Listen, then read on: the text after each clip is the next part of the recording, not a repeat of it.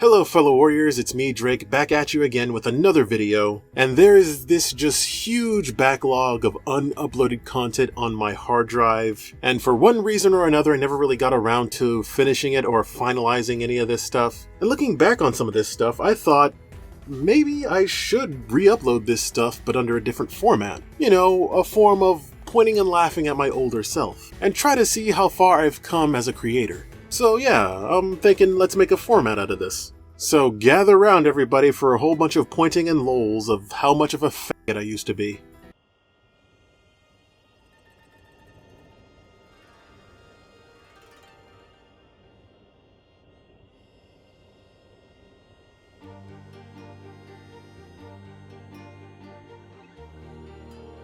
Okay, so this video, I thought personally was going to be the longest video that I was ever going to make on this channel, which is far from the truth nowadays. I was trying to zero in on this one character that piqued my interest from the game Rumble Roses. And if you don't know what Rumble Roses is, it's a female wrestling game that's very Team Ninja inspired. The fan service was just as gratuitous as what you'd expect, but the gameplay was actually pretty solid. And each individual character had their own story mode, and I just wanted to talk about the one ninja character out of all of them.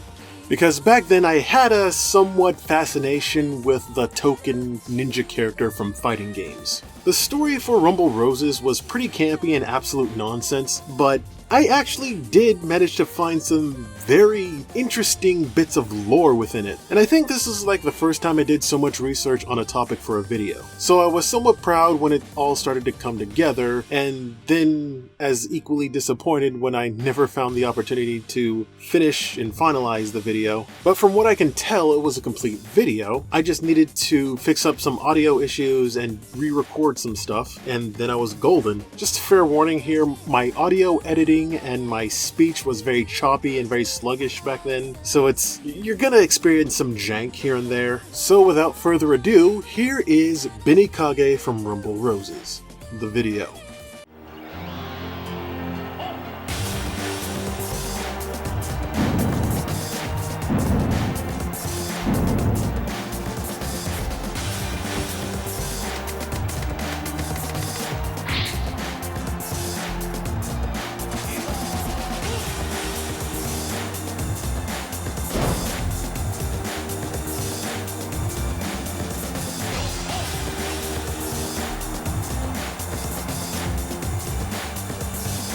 Benikage is the ninja from the Rumble Rose series.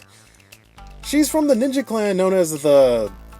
Well, it's not really a ninja clan, it's more of an organization that launders out the training of ninjas. So she's really just a person who's really good at ninjutsu. Enough talk. To action! But whatever, I'll take what I can get. But apparently this organization is run by a bunch of shitheads, cause, like all organizations in fiction, they have to be run by shitheads. How shitheaded are they? I don't know. How about selling one of your top agents to your arch enemy? Is that any way to speak to your master? Bad doggy. Master? Have you lost your sanity? Oh, really? This says differently. You know the name. My boss? It cannot be so. You've been sold. I'm your boss now. I can say one thing about Benikage is that she's the only character in the game with the interesting moveset. I mean, one of her moves is straight up the replacement jutsu. To the next one.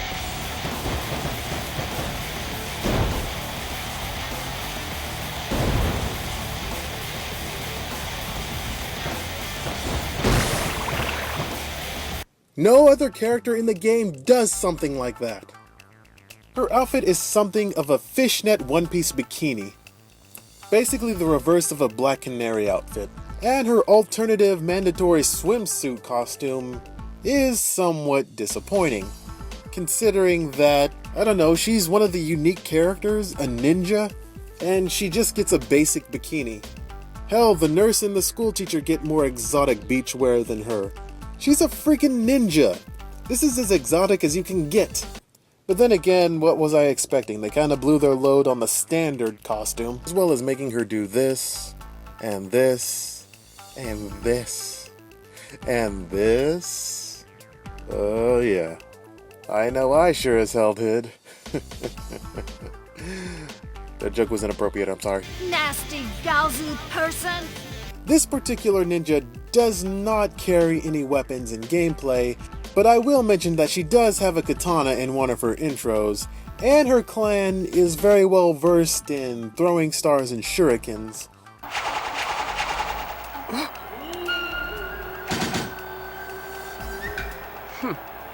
They are closing in. Her intro into the arena tells you multitudes of character personalities, and that I mean it just tells you that she's a ninja.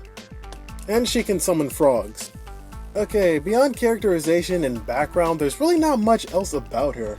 I mean, we get a profile of her, and it doesn't really tell us much about her beyond physical aspects. It gives us her measurements. I think those are her measurements. As a ninja, I entertain no notions of desire. Except for Jen.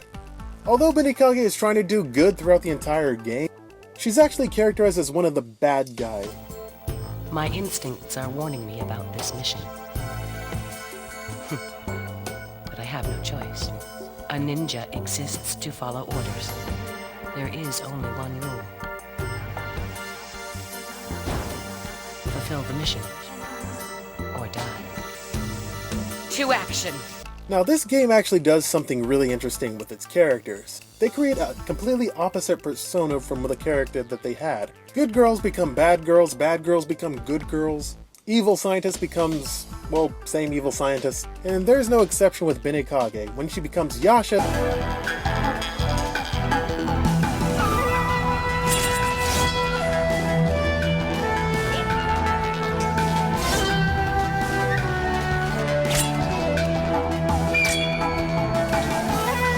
see, the whole plot about her organization selling her off to her arch enemy kinda didn't go down so well. So she kind of went rogue. The master must decide what is best for the dog. But I will find a way to turn the tables. Even a dog becomes like a wolf when left in the wild. And decided to just go after the bad guy, Dr. Cutter. Nonsense. I will not succumb to someone such as you. This persona of Benikage actually displays a bit more of a personality. Since she's not confined with the strains of being part of a ninja clan or ninja organization, she's actually free to pursue her personal interests. I refuse to yield. As long as evil plagues this mortal world, judgment. A pawn reborn as the purveyor of justice. The retribution of the heavens is slow, but true. They will come and lift the evil cloud that hangs over this mortal world.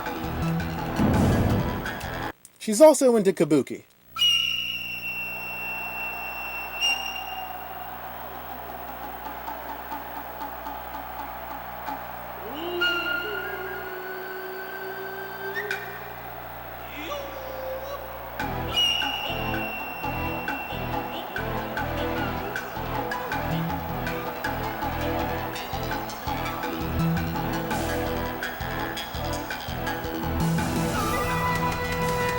In the game, everyone's alter ego kind of has a backstory to it, and a very samey backstory to it. But everyone is disappointed in me when I commit a foul.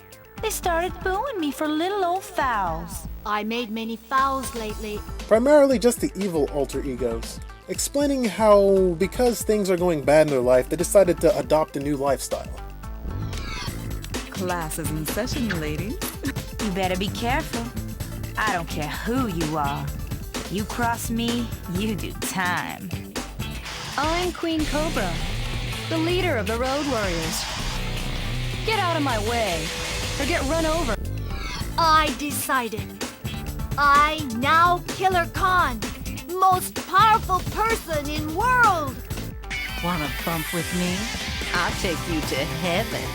However, these characters don't actually act this certain way when they are portrayed in other people's story modes. They are usually under the mind control influence of Dr. Cutter. So this could be easily interpreted as this is what these characters are thinking when they are under the influence of Dr. Cutter. Reiko did not actually join a biker gang. Aigo is not out to rule the world. Makoto is not acting the way she thinks a bad girl should act. You're the law. You should know better. I'm the leader of a gang, and I ain't backing down for nobody. Kill. Bloody.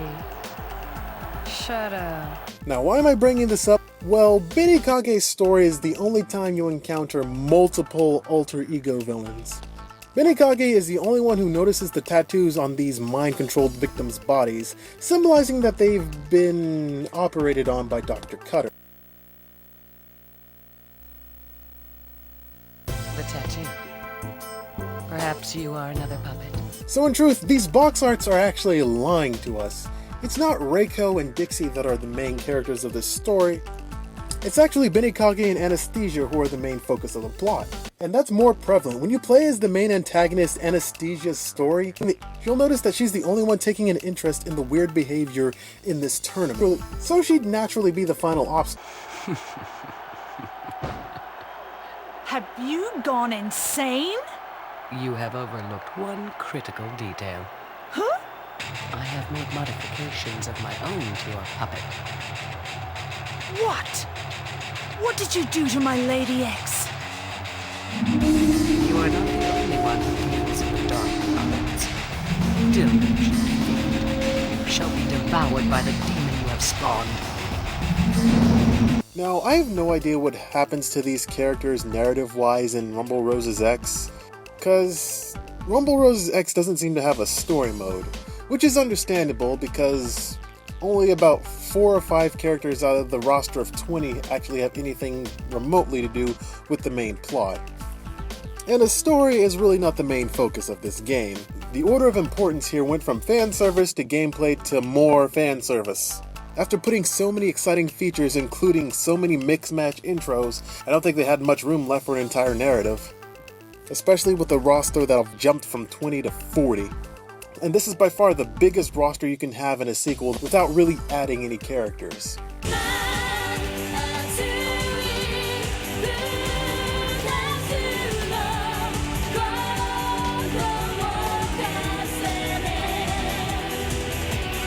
So what I can piece together what happens to Benikage and Anesthesia in Rumble Rose's X is based off of their tag intro, and what I got from the wiki page. In a tag intro with Anesthesia, Benikage is seen protecting her from incoming enemies. Which is understandable since her boss kind of sold her to her arch enemy. So basically at this point is where the impasse where Benikage decides does she continue her ways of the ninja or does she go rogue. And this is the personality in which stays the path, and she has to go through with her contract of serving Anesthesia. But as Yasha, you can see her being hunted down by her former clansmen, which makes sense because she violated her contract. It's very noteworthy to say that many of the characters in Rumble Rose's X have character-specific tag intros. And the only people who don't actually tag up with anybody in an intro is Yasha and Becky, and Evil Rose, but then again, who wants to tag intro with Evil Rose? It's kind of hinted at that both Yasha and Becky are unofficial tag teamers, but really I would say Yasha and Noble Rose are better tag partners. I mean, since Yasha's ending and Rumble Rose's won, Noble Rose offers to team up with her. The real enemy has escaped, but she'll be back, and stronger than before. Bloody Shadow, we should fight together. Team. I work alone. Why? I owe allegiance to no entity. I intend to live by my own code now. But no, it's Becky, the character. She had moments of dialogue that went nowhere in the first game, and has no sympathy or connectivity towards whatever the hell they're doing. And if I say no, Then I must force you. To action! That's all there really is to the character Benikage. Rumble Rose's X lacks a story to tell me what's happened to her, and Konami doesn't seem content to actually continuing the series.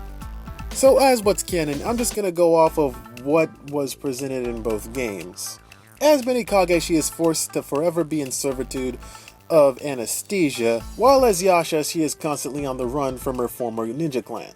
A bittersweet ending to a character who seems to know a lot more than she's letting on. My heart is a wall of steel. My life's path involves blood and pain. Fine, I understand. Too well. Do you think we'll meet again? The shadow appears when the flames of evil flicker. Until that time.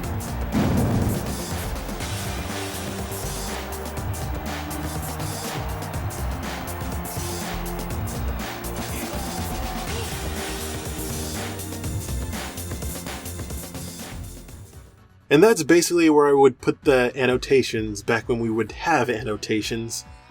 But yeah, pretty solid video there. But yeah, I wanted to delve into this topic because I kind of noticed a hidden lore with a lot of their characters and how they were portrayed. And as I showed in that video, there was some things that could have been expanded on in the sequel, which they didn't because the sequel didn't have a story. Now, I distinctly remember thinking to myself that I was going to make a follow-up video explaining what Konami could do with the franchise going forward. But then the whole PT and Kojima debacle happened, and I permanently shelved that idea forever. Also, I kind of find it funny that Konami unnecessarily sexualizes Castlevania and Silent Hill for their pachinko machines, and yet they already have this sexually explicit franchise waiting in the wings not being used. I made this video way back when there was a very small flicker of hope that there would be a third installment to this franchise. But of course nowadays, working for Konami is equated to contracting Ebola, so this is probably not going to be happening anytime soon.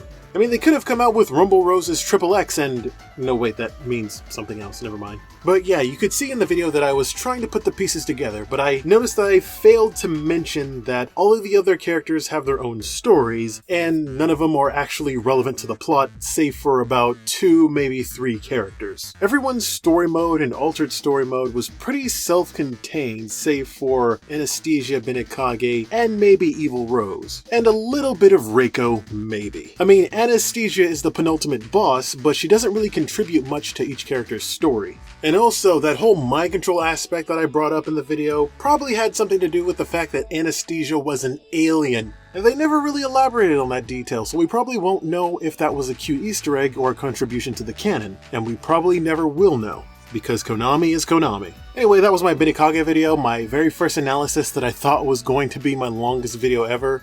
Turned out to not be the case. But whatever, I had fun making this and I had fun looking back at my old editing style. Leave a comment down below telling me how much of a cringe lord I used to be. And I'll see you next time, guys. Now go away.